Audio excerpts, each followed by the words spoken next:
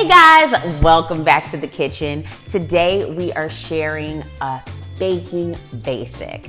This is a recipe that everyone should have in their baking arsenal. You can use it for drips, you can use it for fillings, for cakes, you can use it just to eat on the couch, you can do whatever you want with it. It's classic chocolate ganache. Let's get moving, y'all.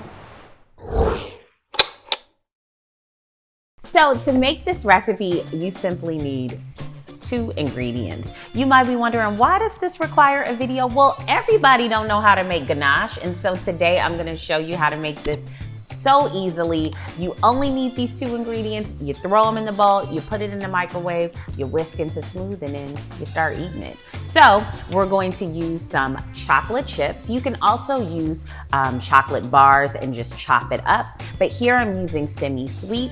Also, this recipe works with all types of chocolate. You can even use white chocolate. It's very versatile. So into our microwave safe bowl, I've got about a cup. And then I've got our second ingredient, heavy whipping cream. Hi, don't you love it? I love heavy whipping cream, y'all. I put it in basically everything. I love the texture. I love the flavor. I love that slight tang. It's just so delicious. And that's gonna go in our bowl next.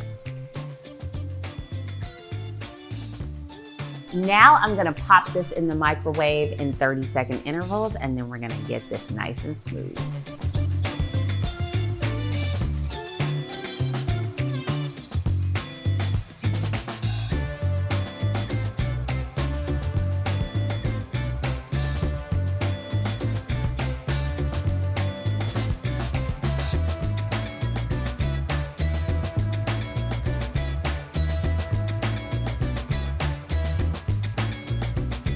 There is our ganache.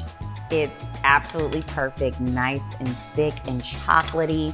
Now you can change the different texture and the thickness of this. If you're using this for a drip cake, you definitely need it to be a little bit more runny, so you can add more heavy cream.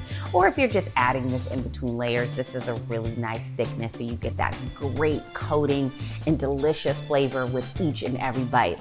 Super simple recipe, but it's definitely a baking basic that you'll need.